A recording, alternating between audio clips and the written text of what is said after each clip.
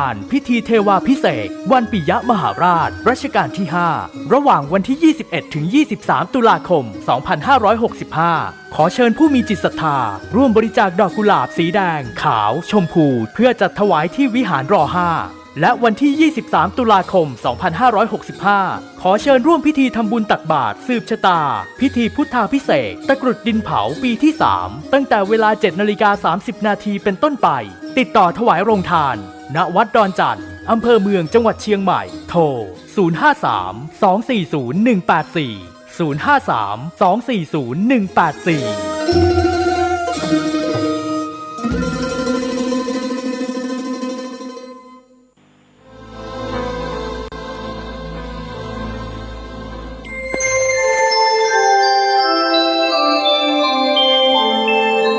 184ขณะนี้ท่านกำลังฟังสถานีวิทยุกระจายเสียง FM 104.5 เมกะเฮิรตซ์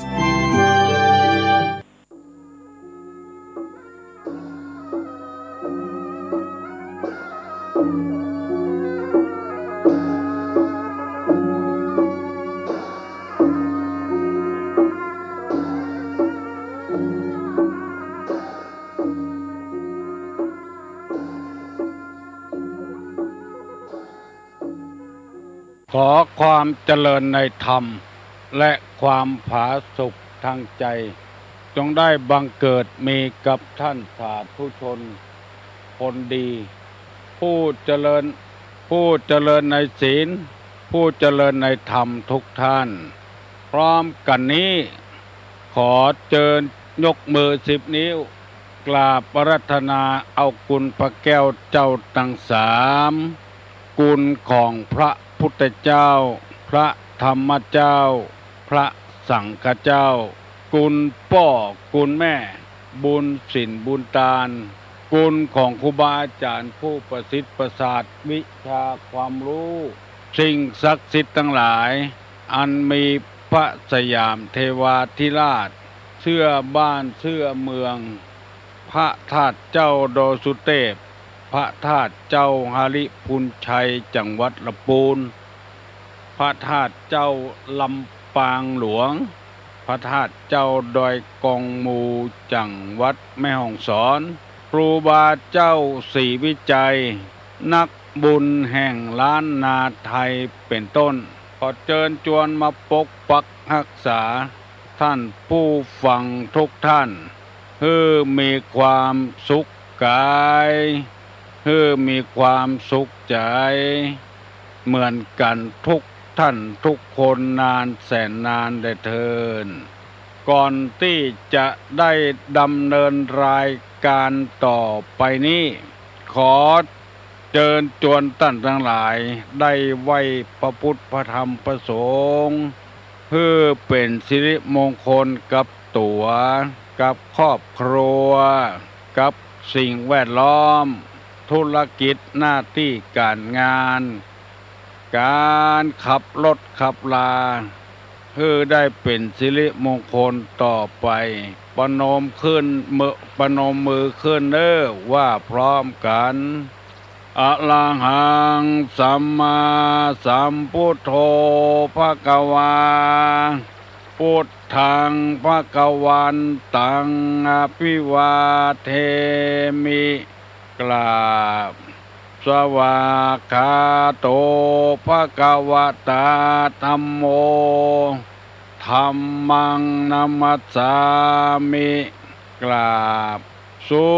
ปฏิปันโนภควโตสาวกสังโฆสังฆังนัมมามิกราบอันธรรมยังพุทธัสสะภะคะวะโตบุพพาคณะมะกะลังกะโลมะเสนะโมตัสสะภะคะวะโตอะระหะโตสัมมาสัมพุทธัสสะนะโมตัสสะภะคะวะโตอะระหะโตสัมมาสัมพุทธัสสะ นะโมตัสสะภะคะวะโตอะระหะโตสัมมาสัมพุทธัสสะพุทธังสรณังกัจฉามิธัมมังสรณังกัจฉามิสังฆังสรณังกัจฉามิตุติยัมปิพุทธังสรณังกัจฉามิตุติยัมปิธัมมังสรณังกัจฉามิตุติยัมปิสังฆังสรณังกัจฉามิตติยัมปิพุทธังสรณังกัจฉามิตติยัมปิธัมมังสรณังกัจฉามิตติยัมปิสังฆังสรณังกัจฉามิอิติปิโสภะคะวะอะระหังสัมมาสัมพุทโธวิชชาจารณะสัมปันโนสุขโตโลกาวิทูอนุตตโลปุริสะธรรมสารติสัทธาเทวะมนุษย์สานังพุทโธภควาติสวากขาโตภควตาธัมโมสันติติโกอากาลิโกเอหิปัสสิโกโอปันนะยิโกปัจจัตตังเวทิตาโพวินโยหิติสุปฏิปันโนภะคะวะโตสาวกสังโฆอุจุปฏิปันโนภะคะวะโตสาวกสังโฆญาญาปฏิปันโนภะคะวะโตสาวกสังโฆสามิจิปฏิปันโนภะคะวะโตสาวกสังโฆยะทิทางจัตตาลิปุริสายุคานิอัฏฐาปุริสาปุคคะลาเอสะภะคะวะโตสาวกสังโฆอาหุไนโยปาหุไนโยทักขิไนโยอัญจลิกาลนิโยอนุตตะลังปุญญเขตังโลกัสสาติกราบหนึ่งกราบสองกราบสามกาเลนะธัมมัสสวนังเอตัมมังคะละมุตตะมังแปลว่าการฟังธรรมตามกาลเวลาเป็นมงคลอันประเสริฐมาแล้วเนอะเสียงก้องเสียงก้องเสียงมองต่ำเข้าเสียงตุเจ้าเทศนาธรรมมาถึงบ้านมาถึงเฮือนมาถึงในเฮือนมาถึงในมุ้งในสุดมาถึงที่นอนมาถึงหม้อข้าวเตาไฟมาถึงห้องน้ำมาถึงในรถในลามาถึงกุฏิกุฏางที่ตั้นตั้งหลายกำลังฟังอยู่เปิดวิทยุในกาดในลีมากันปตกประเสียงขอขอบคุณกับป่อหลวงป่อกำนันและตั้งเจ้าอาวาสทุกวัดที่ได้เปิดวิทยุแล้วออกเครื่องเสียงตามสาย คือท่านผู้ใจบุญทั้งหลายได้ฟังต่อ จึงขอขอบคุณมาณที่นี้ทุกคนทุกท่าน ตลอดถึงสถานีวิทยุชุมชนต่างๆ ได้ถ่ายทอดเอาจากสถานีวิทยุชุมชนจุดปฏิบัติการของมูลนิธิบุญญาภรณ์วัดโสพนาราม เพื่อกระจายพระธรรมคำสอนในทางพระพุทธศาสนา เข้าถึงจิตเข้าถึงใจท่านผู้ใจบุญผู้อยากฟังธรรมทั้งหลาย เพราะว่าโอกาสที่เราจะไปอาบน้ำฟังธรรมในวัดในวานั้นมันบ่ค่อยมีสำหรับคนที่มีธุรกิจการงานมากมายมีสำหรับท่านผู้เฒ่าผู้แก่ที่ไปวัดไปวาไปอาบน้ำฟังธรรมต้นไม้ที่เราปลูกถ้าว่าบ่หดน้ำมันก็เหี่ยวลงเอาน้ำเขาใส่ให้มันก็กี้บานขึ้นมาฉันใดก็ฉะนั้นพระศาสนานี่เปรียบเหมือนน้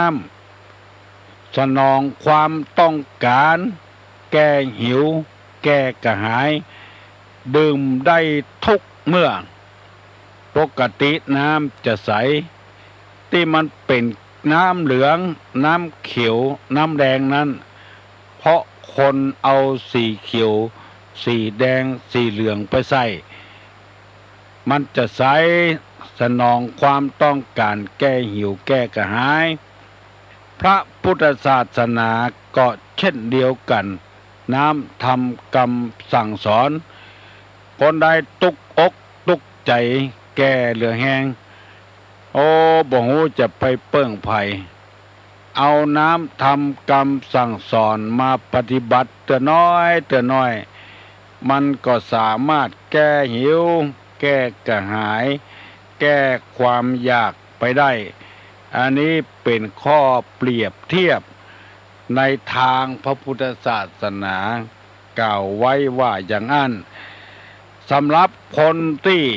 ต้องการแก้หิวแก้กระหายสำหรับคนที่บ่ต้องการธรรมะก็ดีศาสนาก็ดีบ่สามารถที่จะแก้หิวแก้กระหายได้เช่นตุกอกตุกใจ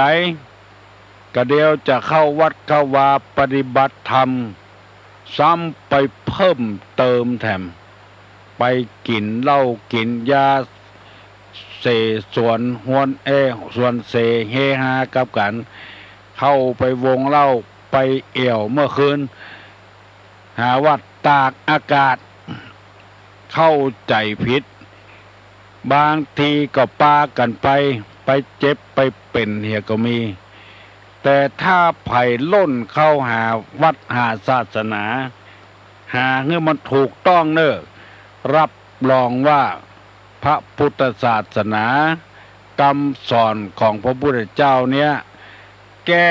หิวแก้กระหายได้อุปมาเหมือนดังนางปตาจลาผัวก็ตายงูคบลูกก็ตายไหลล่องน้ำไปหาไผ่ก็ไล่สดไปหาพระพุทธเจ้าขอให้พระพุทธเจ้าเอาผัวเอาลูกคืนมาในที่สุดมาพระพุทธเจ้าก็จำไปเอาเม็ดผักกาดสำหรับบ้านที่บ่มีไผ่ตาย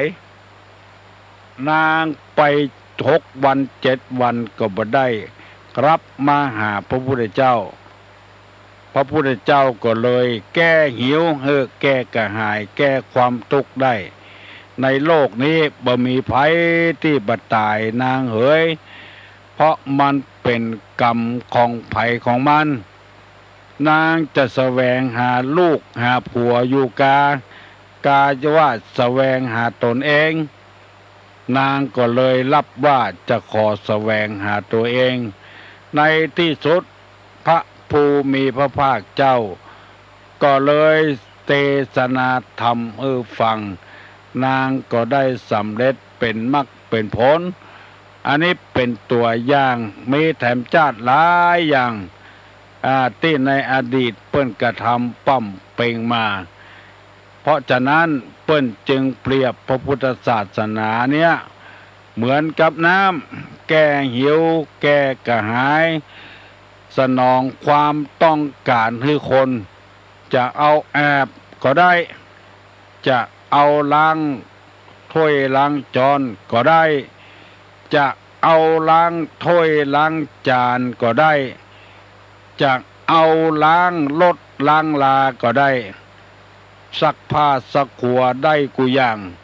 สนองความต้องการทั้งหมดแต่มันจะสนองบ่ได้สำหรับคนที่บ่ชอบฟังธรรมะบ่ชอบปฏิบัติธรรมะเท่านั้นดังที่ตุลุงนำมาเสนอว่าลักษณะของคนที่บ่ฮู้จักธรรมเพราะว่ามันมีอุปสรรคคนเมาเหล้าอันนี้บ่ฮู้จักธรรมยังบ่พอสร้างบาปสร้างกรรมตัวแถมด่าพ่อด่าแม่ด่าจีตีพามตีพ่อตีแม่ได้ค้ำขาลาวีพ่อแม่ได้อันนี้คือคนบ่ฮู้จักธรรมคือคนเมาสุราคนเลินเล่อเผลอสติบ่มีสติควบคุมอันนี้ก็บ่ฮู้จักธรรมคนบ้าคลั่งกำลังบ้าอยู่เป็นโรคประสาทเป็นบ้าสารพัดอย่างบ้าทรัพย์สมบัติบ้าเมาหาเมียบ้าเมาหาลูกอันนี้ก็บ่สามารถจะฮู้จักธรรมแล้วข้อต่อไปว่าทุกข์ยากลำบากคับแค้นอกคับแค้นใจคนจะนี้ก็บ่สามารถจะฮู้ธรรมตุลุงได้นำเสนอไปแล้ว3-4 ข้อตัวกันวันนี้เมื่อเจ้านี้จะได้นำมาเสนอแถมข้อ1คือความโกรธเป็นว่าคนขี้โกรธขี้เกียจนี่เป็นคนที่บ่สามารถจะฮู้จักนำธรรมคำสอนเพราะว่าบ่ได้ระงับบังคับจิตใจของตัวเองก่อนมิ่งขึ้นมากันโคตรขึ้นมาแล้วจะทำสารพัดอย่างทำร้ายตัวเองก็มีทำร้ายลูกทำร้ายเมียก็ดีไผสั่งบ่ได้ไผสอนบ่ได้เมื่อนั้นจึงบ่มีโอกาสหันธรรมะหันธรรมโมเปรียบเทียบได้หลายอย่างด้วยกันคนนี่คือคนใจหิ้นคนใจสั้นคนใจบ่ยาวว่าอย่างน้อยก็โคตรพอโคตรแล้วบ่มีโอกาสได้ฟังธรรมแล้วบางเตื้อเปิ้นบ่ใจว่าอย่างตัวสักน้อยไปกระทบกระเทือนจิตใจตัวเองก็นึกว่าเปิ้นว่าตัวเองก็เลยโคตรมีเรื่องหนึ่งในสมัยอดีตแตะก่อนนี้เปิ้นตั้งธรรมคือฟังธรรมมหาชาติเวสสันดรชาดก13กันมีเจ้าต่างประเทศคนหนึ่งมาได้เมียคนไทยเมียก็ชวนไปวัดไปฟังธรรมฟังไปธรรมผูกนั้นเป็นธรรมกุมารบันพระเวสสันดรฮืดตาลเจ้าจารีกับน้องกันหาแก่ปู่พราหมณ์ชูชกมันก็เอาเครือเข่ามามัด เจ้าจารีน้องกันหาลากไปทุดถูไปถูลู่ถูกกลางไปเคี่ยนโดยบุบโดยกุมารทั้งสองก็เวทนาโศกเศร้าโลลาเวสันตาลาผู้เป็นพ่อจงมีใจหม้อพอเล็งดูจูจักะมันมัดเอาสองแขนเจ้าแล้วลากตีไปร้องลำให้มันก็บอกคุณนายทุกถูไปเจ้าต่างประเทศคนนั้นอยู่ในประเทศกัมพูชาเปิ้นฮ้องว่าเป็นขมุได้ยินเจ้าจารีน้องกันหาโอดโอยโอดคางตีพอจำที่จำก็จำเป็นหนองที่ปองก็ปองเป็นเลือดบ่รู้แห้งเหือดสักวันยามมันฟังเข้ามันโคตรพลาดพเลดลูกเตะขัน กันเป็นลูกห้ากระมอให้จะบอกมั่งกับมัน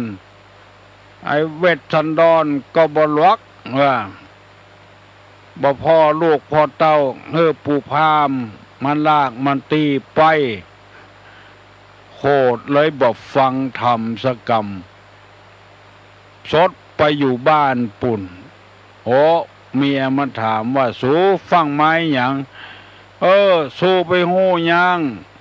ไอ้พามมันตีจารีกันห้าไปพุ่นกูอดบ่ได้กูเตะคันจนพอแล้วหมดขี้โคตร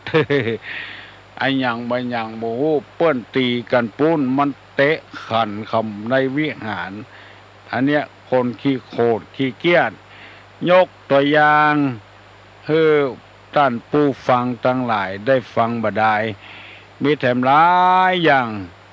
แต่ก่อนนั้นเปิ้นแข่งกันหมอหนึ่งเอาทำมาทีหมอหนึ่งเอาทำกุมารบันเป็นเจ้าภาพไปเสาะหาเสียงดีๆบางองค์ไปบางคนไปนิมนต์ตุเจ้าที่เสียงบดีมาการเสียงดีโคตรบักกินบัตตานอย่างสักอย่างหมู่นี้เป็นต้นความโคตรนี่เป็นอุปสรรคกู้อย่างเลยขับรถขับลาถ้ามีความโคตรนักก็เดือดร้อนต้องมีสติปัญญาโคตรลูกโคตรเมียโคตรผัวโคตรพ่อแม่โคตรตัวเจ้าเลยบ่เข้าวัดเข้าวาตัวบ่เข้ายังบ่พอบอกผัวลูกเมียบ่เข้าตัวหมู่เนี้ยบ่มีโอกาสได้หูธรรมคำสอนพระพุทธเจ้าเปิ้นสอนบ่โคตรบ่เกียรติเพราะว่าความโคตรนี้เป็นอุปสรรคต่อตัวเองตัวอนาคตของตัวเองโคตรครูบาอาจารย์โคตรนายจ้างโคตรจากนี้ไปแถมติ๊กบ่ฮู้จะแล้วจะตัวสักเตื้อถ้าเราระงับความโคตรไว้แล้วจะทำให้เป่งใสไวยะขึ้นไอ้ย่อยไอ้อย่างน้อยก็มิ่งก็ไม่เนี่ยบ่ได้แสดงตัวออกมาเป็นคนที่มีใจบ่สูงใจต่ำใจย่อลงไป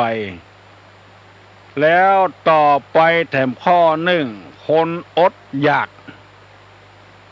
มันจะกินอยู่หั่นแล้วบ่ได้กินจะมานั่งเทศธรรมเมื่อมันฟังมันบ่มีโอกาสจะฟังแล้วเพราะมันกำลังอดกำลังอยากกำลังจะกิน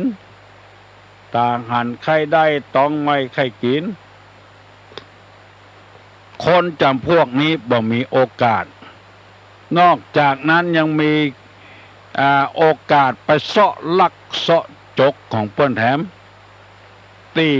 กรรมบ่เก่าที่เล่ามาว่าฟังกรรมทำกินพริกดำกับข้าวเนี่ยเพราะว่ามันอดมันอยาก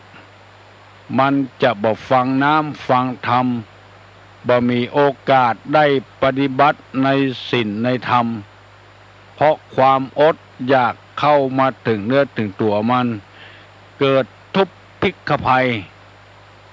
อย่างเมืองกะลิงกะลาดธรรมชาติคือฝนนี่บ่ตกฟ้าบ่ห้องแล้งมาได้หลายปีดีดักพญาเจ้าเมืองกะลิงกะลาดเป่าฮือคนถือศีลปั้มเป่งภาวนาเดินจมกรมนั่งสมาธิทำจะใดก็แห้วฟ้าฝนมันตึงบ่ตกเพราะคนมันอดมันอยากอยู่หั่นแล้วใจมันบ่เป็นสมาธิบ่ฟังกรรมอย่างวุ่นวายในที่สุดมาจนได้จ้างเผือกแก้วปัจจัยนาเค็นตี้พญาเวสสันตละตาลฮื้อแก่เจ้าเมืองกะลิงกะลาดฝนเช่นจะตกมาชุ่มช่ำน้ำกินน้ำใจอุดมสมบูรณ์ปูป่าในนาในไร่ก็งอกงามเจริญขึ้นมาเวลาคนที่กำลังอดกำลังอยากนั้นอย่าไปจวนเปิ้นทำบุญทำทานอย่างเน้อมันเป็นไปบ่ได้แล้วจะไปจวนเปิ้นอาบน้ำฟังธรรมอย่างต้องมันจะกินอยู่หั่นแล้วบ่มีหยังจะกินอยู่หั่นแล้วตัวบ่ได้กินยังบ่พอลูกแถมเมียแถมก็บ่ได้กินด้วยกันแล้วไปห้องขึ้นเปิ้นขึ้นมาฟังเทศน์ฟังธรรมนั่นคนจำพวกนี้ก็บ่มีโอกาสได้อาบน้ำฟังธรรมโดยเปิ้นมีใจหินจะกินอยู่งั้นแล้วนอกจากนั้นยังไปลักไปจกไปขโมยไปปล้นไปจี้ของเปิ้นเพราะความหิวบ่หาธรรมะธรรมโมแล้วไปหาทางที่เป็นอบายมุขไปเข็นไปฆ่าเจ้าเอาของเปิ้นแถมนั่นจะเป็นบุพกรรมของภัยของมันที่ได้สร้างมาตัวลุงจะลืมแถมกรรมว่า1คนเมาสุรา2คนเลินเล่อ3คนบ้าคลั่ง4คนคับแค้น5คนขี้โคตรกำลังโคตร6คนอดอยากได้6ข้อละตึงมวลกันมีอยู่10กว่าข้อจะได้อธิบายไปเตื้อข้อป่อออกแม่ออกปิปานาอาครูบาอาจารย์บ่ต้องฮ้อนใจฟังไปเรื่อยๆจะได้มีโอกาสมาปะมาพบพี่น้องทั้งหลายตึงวันขอเฮือตั้งอกตั้งใจเตอะในฐานะที่เฮาบ่เมาเหล้าเฮาบ่เลินเล่อเฮาบ่บ้าคลั่งเฮาบ่คับแค้นใจเฮาบ่โกรธเฮาบ่อดบ่อยากกับปากันอาบน้ำฟังธรรมไปเรื่อยๆธรรมะเนี่ยมันเป็นกุญแจดอกหนึ่งที่จะแก้ไขได้ความโกรธมันเกิดขึ้นมาเป็นแม่ขแจความโกรธ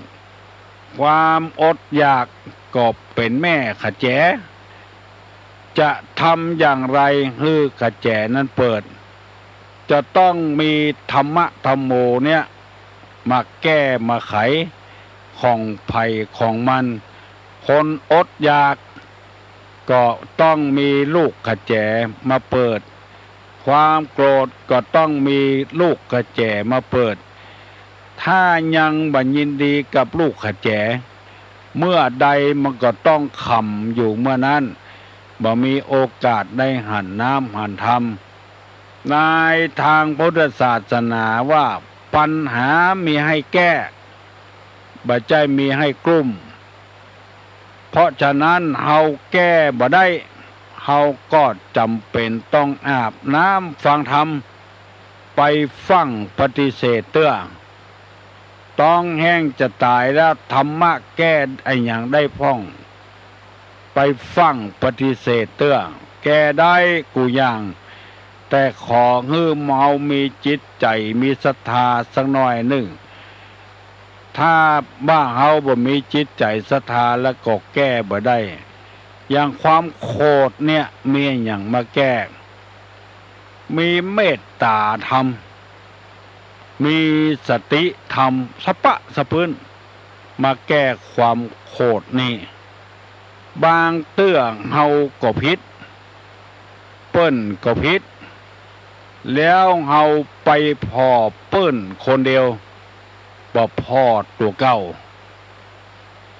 ถ้าเฮาบ่พอตัวเก่า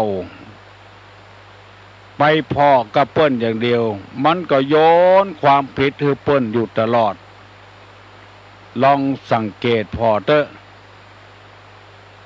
ตีเปิ้นว่าฮือเปิ้นบ่ซามง่อนตัวเฮียเพื่อนนั่งเล่าขวัญเปิ้นแต่โอ้หมอนั้นปากบ่ดีชอบเล่าขวัญเปิ้นเฮียไผก็โดนเล่าประตกประเสียงเนี่ยอันเนี้ยคือไปโยนความผิดให้เปิ้นเนี่ยหมดตัวก็กำลังเล่าขวัญเปิ้นอยู่แล้วว่าเฮอเปิ้นว่าปากบ่ดีไปเล่าขวัญหมอนั้นน้อยหมอนี้น้อยอันเนี้ยมันบ่พอตัวเก่า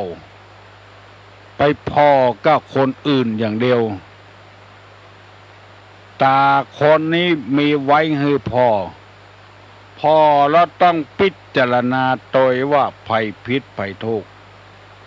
ปอกออกไม่ออกที่ฟังเวลานี้ลองสังเกตพอเตอะ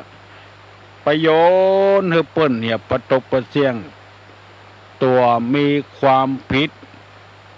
มีหลายหนึ่งผัวมันจะไปต้มเมียมันก็ปันมูลีฮื้อ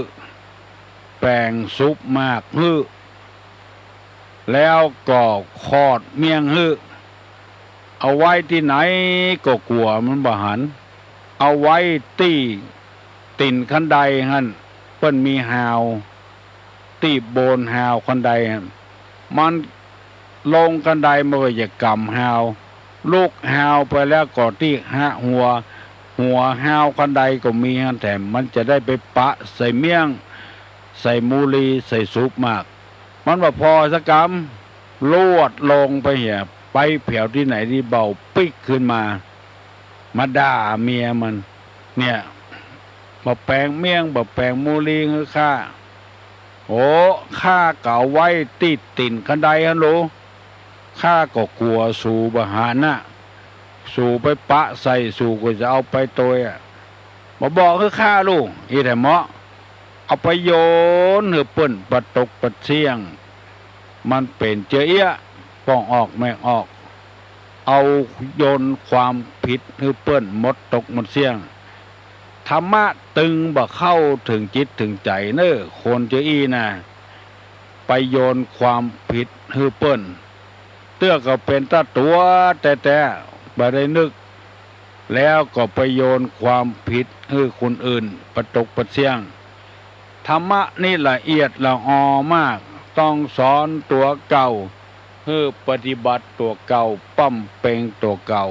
นักๆประเดี๋ยวนี้6 โมงเกิงป่ายแล้วเน้อไผยังบ่ลุกเห็นเน้อลุกจากที่นอนลุกเนี่ยเวียกเนี่ยการวันนี้เปิ้นยังเปิดทำการทำงานอยู่ลุกเน้อบ่กลัวไผจังอันนี้นะบางคนเนี่ยว่าโอ้เด้อเป็นดีอายฮือตุลุงห้องลูกจะไปเป็นขี้ข้าใจตัวเก่าไปเป็นทาสของมันเจ็บน้อยปวดน้อยลุกได้กำเดียวก็หาย พี่น้องทั้งหลายวันที่7นี้เนอะวัดดอยสุเทพเปิ้นกินกล้วยสลากท่านเจ้าคุณเทพบรสิทธาจารย์เปิ้นบอกให้ลูกศิษย์ของเปิ้นบอกให้ตุลุงว่าเสียงวิทยุเมื่อเจ้า6 โมงถึง7 โมงนี่คนฟังนักไปแผ่วเมืองน่านไปแผ่วเมืองแป้ไปแผ่วลำปางขอให้ตุลุงประชาสัมพันธ์ให้ตัวกะโลงนี่มันเป็นกรรมบักเก่าเมืองเหนือเฮานะกะโลงนี่นะความจริงก็คนไทยเพิ่นว่าโครงสี่สุภาพใดๆในโลกนี้อนิจจังแต่บาปบุญยังเที่ยงแท้หมู่นี้เป็นต้นอันนี้คือโครงบ้านเฮาว่ากะโลงกรรมที่มันคับกันกรรมมันที่คับกันมันถูกต้องกันเช่นว่าปิโยปิยังไม่หังสตานังมะมะหมู่เนี่ยมันเป็นกรรมที่คับกันเพิ่นฮ้องว่ากรรมกะโลงกรรมกะโลงปางเมื่อข้าไปเอาแม่เท่าบ่มลีเขาใส่สินจ้าง6,000ข้าเอามาแล้วคำเขาบ่ปันเข้าป้าการฝันตายเสียมิ่งความกรรมบล้างตายที่ไหนเถื่อนทำพญาอินตาโพดไว้เนี่ยเป็นกรรมกะโลงเข้าใจแล้วเนาะยินดีตัวเนอไทยว่าโครงเมืองเฮาว่ากะโลงบ่มีปัญหาอันนี้ถามมาเตอะฮัลโหลไว้จะถามปัญหาครับการต้านกุยสลากนี้เมื่อมีสลากโจกสลากเข้าซองถ้าเข้ามาขวงแก้วต่างๆแบ่งกันไว้กี่ส่วนครับใครตอบได้ก็ตอบมานะครับไว้เอาการต้านสลากโจกอันนี้มันเหมือนนับมีสมัยโบราณปกตานกล้วยปุ่มนะแล้วก็เมินจะมีสลากใหญ่กัน2 กันถ้าตู้เจ้าตนใดจกได้ตนนั้นก็มีโจกไปบ่เดียวนี่มันบ่เป็นไปอย่างอันเปิ้นตาลแบบธรรมดานะตุลุงเคยหั่นอยู่เอาสตางค์แดงเปิ้นแป้งซองใส่บุหรี่ใส่กับไฟเหี่ยแล้วเอาสตาแดงเข้าสุบบาทนี้ตังเดียวเปิ้นก็ไปตาลพี่ปู่ย่าตายายเมินเข้าก็มีคนติกึดได้มีสตางค์น้อยนั้นจะวัดหนึ่งจะมีสัก4 อัน5 อันสลากโจกไผ่โจกมันได้ก็ได้ไปบ่ได้ก็บ่ได้ไปในสมัยโบราณเปิ้นจะเนี่ยอย่างอี้บางครอบครัวก็แปลงสลากปุ่มนะสลากโกยนะเป็น20 อันพุ่นแล้วจะมีสลากโจกแห่งอันประเดี๋ยวนี้บ้านเมืองมันเจริญรุ่งเรืองขึ้นแล้วเปิ้นจะแบ่งไว้3 อันเนอะหยุดไว้3 อันอื่นนะเอาไปหยาดน้ำเตอะทานไผ่ตู้เจ้าตนใดก็ได้3 อันนั้นจะเอาไว้เป็นการเทศอันเอาไว้ให้ปู่จานอันเอาไว้เป็นการพระพุทธเจ้าแห่งอันฮัลโหลประการเจ้าเจริญพร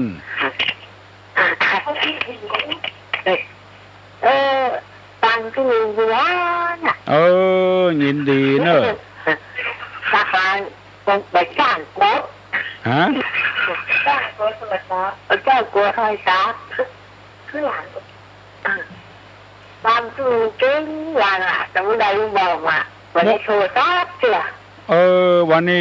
โทรมาให้คำเนาะม่วนก็ฟังตุลุงม่วนก็ฟังตุลุงเนี่ย ม่วนอกม่วนใจใจดี เออ เอาทุลุงเป็นตั้งเป็นเสาเขา ไล่เรียนพวกเขา บ่เป็นหยังเด้อ เออ เอาเป็นหยังก็ได้อุ้ยเฮ้ยอุ้ยอยู่บ้านไหน มีประสามเต้มีเต้ โอ้อยู่ประสางปุ้น ให้ดงให้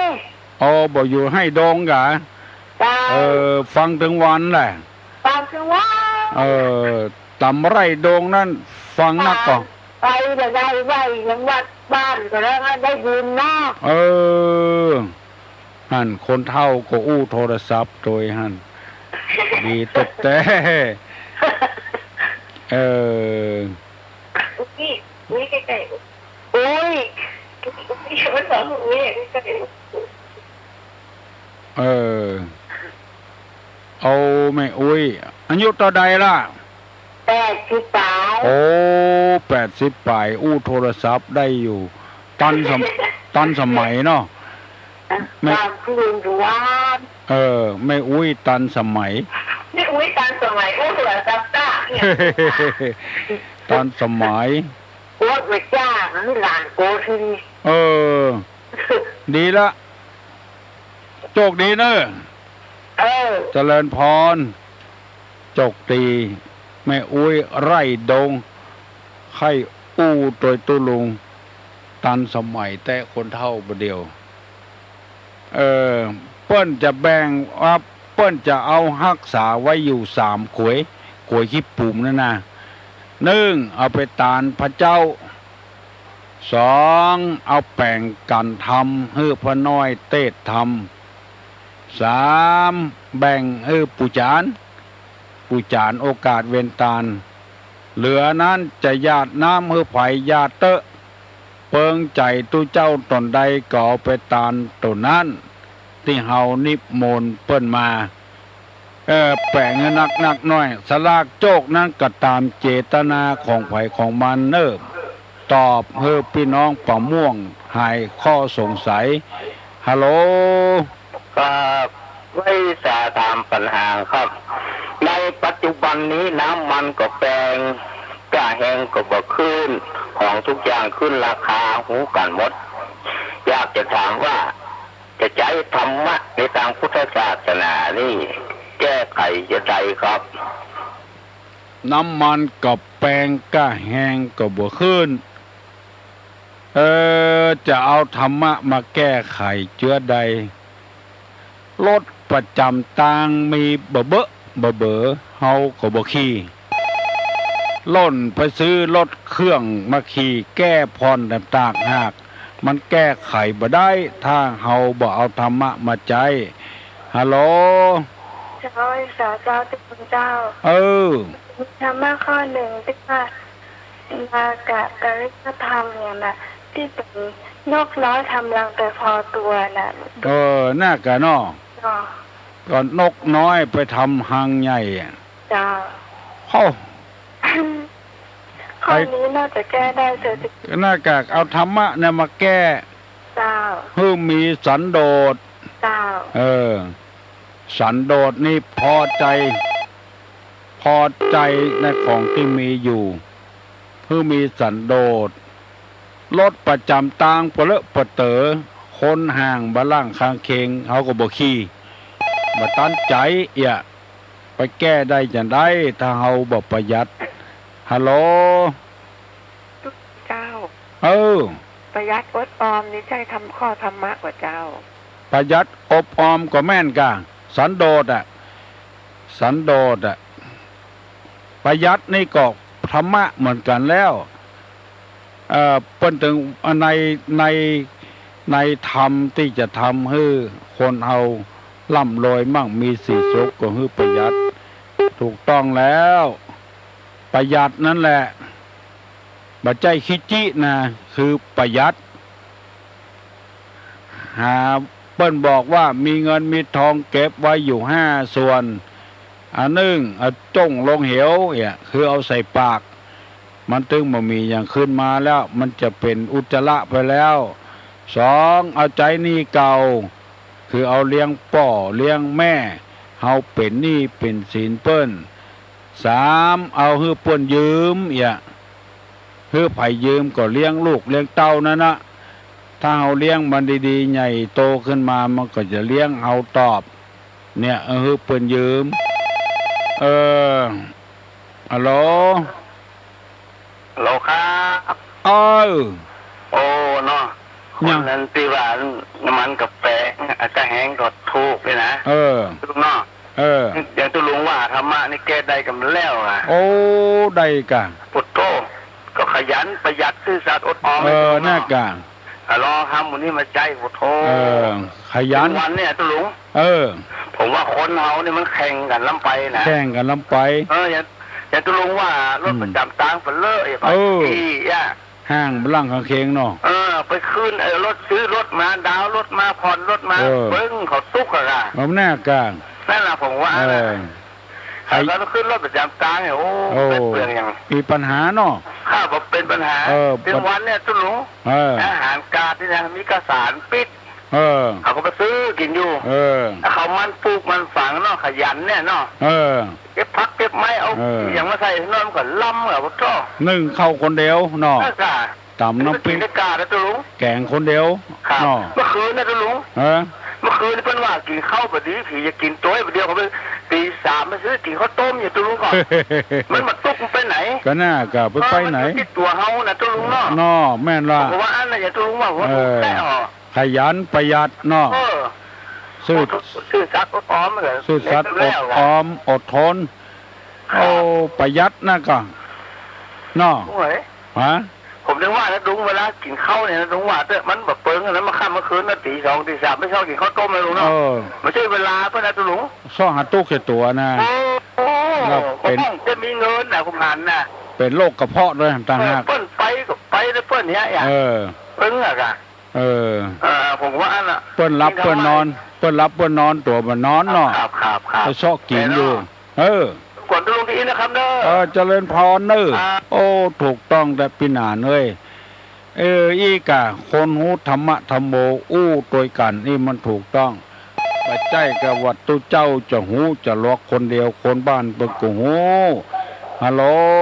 ครับไว้จะถามคำว่าสักข้อเดียวกับจะประกวดนางสาวไทยงามทั้งกายทั้งใจและความสามารถดีแต่ว่าในทางธรรมะมันทำให้งาม2 อย่างมีอย่างพ้องครับไว้สาครับอันนี้ไผ่ตอบได้ตอบเนอะร่างกายนี่เปิ้นแปลงไว้ฮื้อใจการใจงานแล้วเอาไปอวดกันนี่สุดแล้วแต่จะตอบด้วยฮัลโหลจะไว้สวัสดีครับทุกท่านเจ้าขอตอบแปลงพ้องกันแล้วกันทำอันให้งาม2 อย่างก็คือขันติความอดทนโสรจะคือความจำยำจำตัวเจ้าตัวตอบแล้วเนาะเจ้าเจริญพรคือมีขันติความอดทนโสรจะความเสงี่ยมคนที่มีความอดความทนได้จะเป็นตัวอย่างที่ดีเปิ้นว่าขันติทีรัสสะลังกะโลความอดทนเป็นเครื่องประดับของนักปราชญ์ผู้หูผู้ฉลาดทั้งหลายยืนมือเต้าเอียวด่าเปิ้นพระบพะเปิ้นก็ตึงบ่ตอบเพราะว่านักปราชญ์นี่เปิ้นจะเป็นคนอดคนทนปล่อยมันด่าหั่นด่าเข้าเมินเข้ามันก็ย่างไปคนเดียวมันเฮาบ่เก็บเขาใส่อกใส่ใจอันนี้ก็ถูกต้องละความสงบสงเงียมเจียมตัวหูจักตัวเก่าว่ามีความหูมอกใดเป็นคนตระกูลสูงต่ำมอกใดฐานะความเป็นอยู่เฮามอกใดถ้ามีความสงเงียมเจียมตนได้คนบัดเดียวนี่มันล่วงธรรมะไปประตกประจังเนี่ยการได้2 เดือนต่อไปเพิ่นจะจ้างหุบ่จ้างหุพอได้เงิน2 เดือนมาเอาไปดาวรถเหี่ยแล้ว ตั้งแต่เฮาเกิดมาจนถึงบัดเดียวอายุเกือบ20 ปีเฮายังหาเงินบ่ได้ฟังเอาไปดาวน์รถบ่ฮู้จักตัวเก่า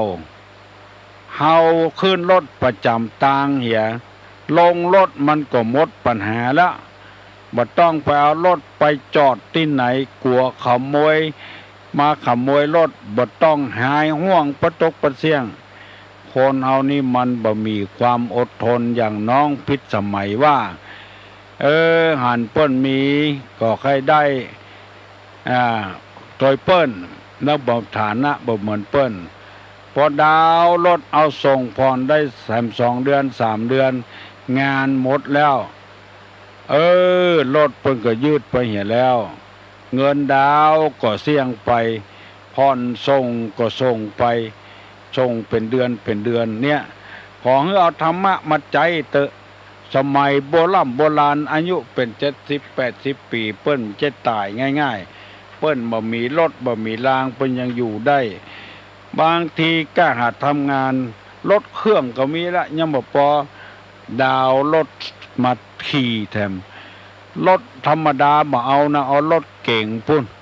ไปหน้าโตดใส่ลูกพุ่นที่ซื้อมาก็เพราะเอาไปส่งตัวเนี้ยไปโรงเรียนว่าไปเลยเอาเข้าน้ำมันแปลงจอดกกงกใจก็บ่ได้ใจส่งเปิ้นเป็นเดือน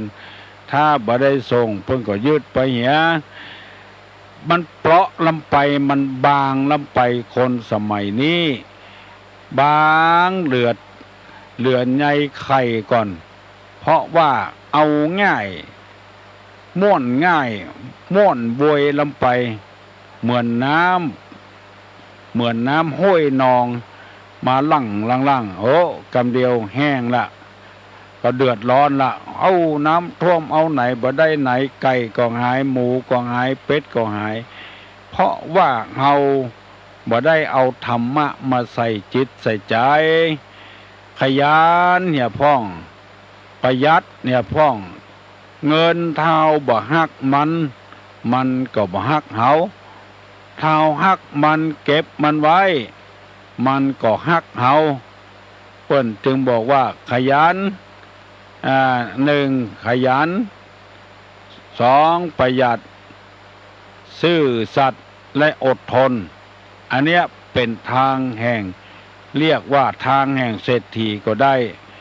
กินง่ายใจโอยลำไปมันก็บ่ใครเจริญรุ่งเรืองเอาธรรมะมันใครเท่กับกันอวดให้กันเพราะฉะนั้นคนบ่เดียวเนี่ยทำดีแล้วบ่ได้ดีว่าให้กันคือทำดีเพื่อให้คนอื่นฮู้ให้คนอื่นยกย่องสรรเสริญพอบ่มีไผยกย่องสรรเสริญก็โวยวายว่าทำดีบ่ได้ดีเพราะบ่ฮู้หลักของมันเฮาไปทำดีเพื่อให้คนอื่นอวดคนอื่นได้ฮู้ตัวยกย่องตัวบ่ได้ไปใจฮ้อนลำไปทำดีเพื่อตัวเองจะไปทำดีให้คนอื่นจะได้เป็นผัวก็จ้างเป็นเมียก็จ้างบหารความดีของกันคนเฮาบ่เดียวมันเป็นปุถุชนภัยดีก็ถึงบ่ได้ภัยหายก็ถึงบ่ได้สักอย่างลองดีน้อยก็เอาละอิจฉาริษยากันใส่ร้ายป้ายสีกันเป็นจำนวนมากบ่อุ้ยไม่อุ้ยป้องออกแม่ออกปีป้านาอาทั้งหลายพยายามฮืออยู่ในศีลเตอะฮือกินอยู่ในธรรมอยู่ในศีลหมายความว่ามีกายมีปากมีใจฮือเรียบร้อยกายสุจริตวจีสุจริตมโนสุจริตมโนสุจริตนี้คือมีใจที่ซื่อสัตย์สุจริตเพราะว่าใจนี้เป็นผู้บังคับกายใจเป็นผู้บังคับกำปากใจเป็นผู้บังคับใจถ้าเฮาพยายามทำใจให้มันสะอาด กำปากก็สะอาดกำอู้ก็สะอาดถ้าใจสกปรกมันสกปรกไปหมดฮัลโหลเจ้าอันราชการหลวงพ่อเจ้าอันเขาเจ้าใครถามว่าอันตาลสลากอันโจกสลากเนี่ยอันตาลสลากโจกอันเดียวได้กับเจ้าตาลสลากบรรยายจะตาลกอันกล้วยสลากใหญ่อันเดียวได้ได้กะก็กล้วยสลากใหญ่อันเดียวก็ได้โจดชื่อเฮ้เนอะจะตาลหื้อไผ่พ่องจดชื่อไว้ไผ่เป็นเจ้าภาพนามสกุลว่าจะใดแล้วกดจดชื่อคนเขาที่จะตายไป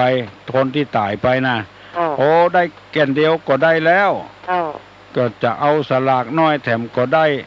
สุดแล้วแต่เจตนาเนอะได้เนอะแม่เนอะข้าเจ้าว่าจะการสลากใหญ่อันเดียวก็เพราะการจกเบอร์เอาเหี่ยเปิ้นมีเบอร์ก็จกโดยเปิ้นกินเส้นก็กินเส้นโดยเปิ้นเนาะ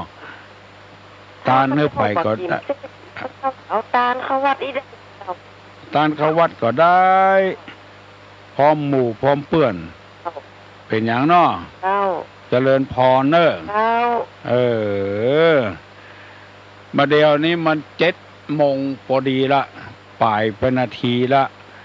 ก็จะได้เบียดเวลาของคนอื่นไว้วันพุธแถมตุลุงจะได้มาปะมาปบ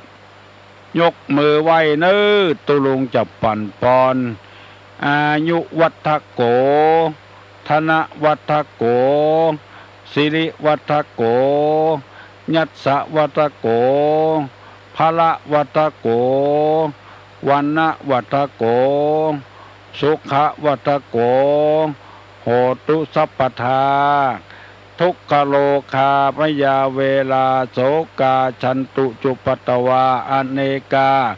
อันตรญาปิวินาสันตุจเตจสาใจญะสิทธิตนังลาพังโสถีภคยังสุขังพลังสิริอายุจะวันโนจะโภกังวุธิจยะสวัสตาวาสาจาอายุจะจีวาสิทธิปวันตุเตอุทธาปัจจายโนจัตตาโลธรรมาวัฏันติอายุวันโนสุขังพลัง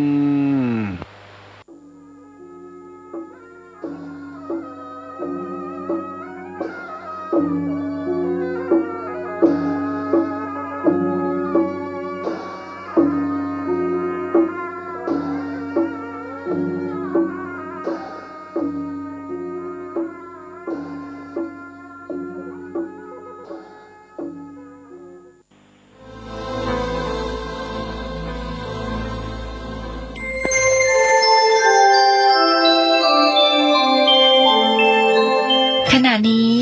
ท่านกำลังฟังสถานีวิทยุกระจายเสียงพระพุทธศาสนา FM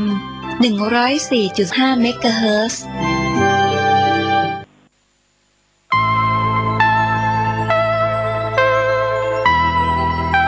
ขอเชิญร่วมทำบุญทอดกฐินและวางศิลาฤกษ์ศาลาการประเรียนณที่พักสงฆ์เหล่ามนทาหมู่ที่ 3 ตำบลดอยหลอดอำเภอดอยหลอดจังหวัดเชียงใหม่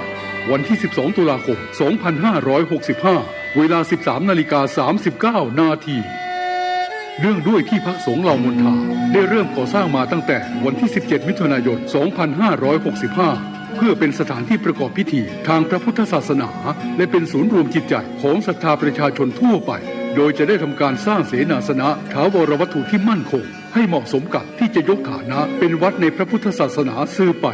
ดังนั้นจึงมีผู้มีจิตศรัทธาร่วมใจกันบริจาคทุนทรัพย์โดยเครือข่ายการเผยแผ่ธรรมะของคณะสงฆ์คลื่นสีขาวทั่วทุกสารทิศตลอดจนศรัทธาประชาชนทั้งหลายทั่วไปทุกคนตั้งกุศลเจตนาในการทอดกฐินสามัคคีและวางศิลาฤกษ์สร้างศาลาการประเรียนหน้าที่พักสงฆ์เหล่ามนทาตามกำหนดการดังนี้วันที่ 5-11 ตุลาคม 2565 เป็นวันตกแต่งดาเตรียมสถานที่วันที่ 12 ตุลาคม 2565 เป็นวันทอดกฐินและวางศิลาฤกษ์ เวลา 8 นาฬิกาถึง 12 นาฬิกาเปิดโอกาสให้ศรัทธาประชาชนทำบุญตามอัธยาศัยและร่วมตอกไม้มงคลตามกุศลเจตนาเวลา 11 นาฬิกาถวายเพลพระสงฆ์และเลี้ยงอาหารประชาชนแบบโรงทานเวลา 12 นาฬิกา 30 นาทีเริ่มแห่ต้นกฐินสามัคคีแต่ละสายบุญและแห่แผ่นศิลาฤกษ์เวลา 13 นาฬิกา 30 นาทีประกอบพิธีวางศิลาฤกษ์และทอดกฐินในโอกาสอันเป็นบุญกุศลแห่งการสร้างวัดใหม่และทอดกฐินพร้อมวางศิลาฤกษ์สร้างศาลาการประเรียนครั้งนี้จึงขอกราบนิมนต์พระสงฆ์